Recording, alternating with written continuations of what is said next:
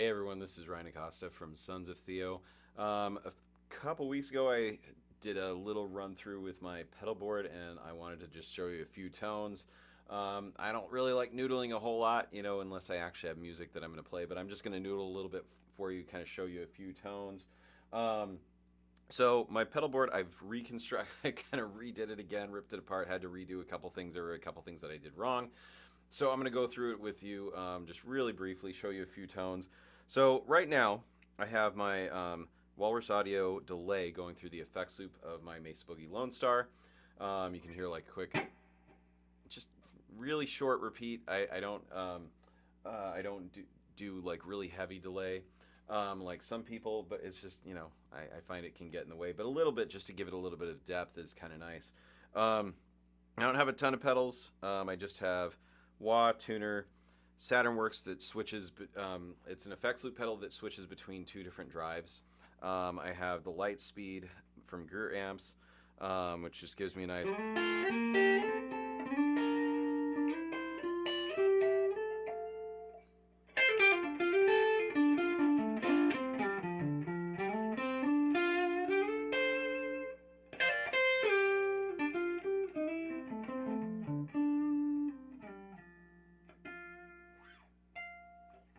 So it just gives me really, very light breakup. It's more or less just there just to kind of boost the front end of a very clean amplifier.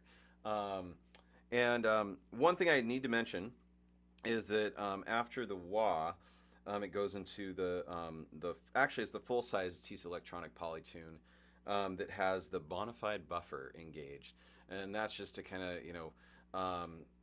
bring back some of the high end that you can lose from a lot of cable. I use a 20-foot cable, both going into the pedal board and then going out of it, because you never know when you might need a little extra length.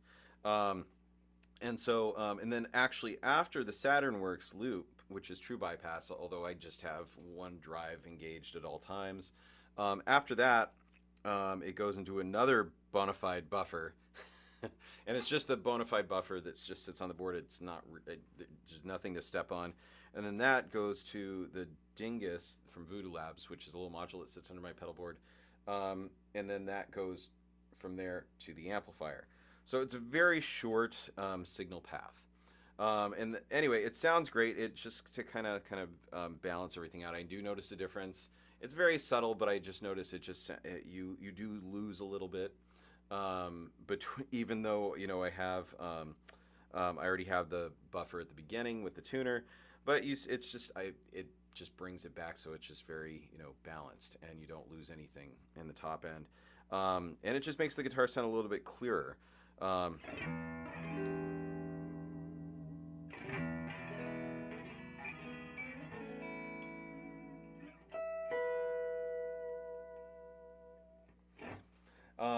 and so that's just very three-dimensional sound. I don't know how that translates on video, because right now I just have an SM57 on the outside of the cone of one of the speakers in my amp, going into a mic pre that goes into the interface that goes to my computer and out to you.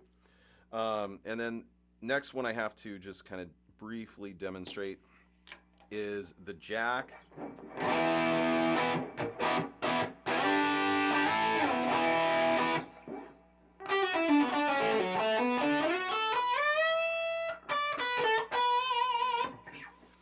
That's just on the bridge pickup of the Sir. It's very clear.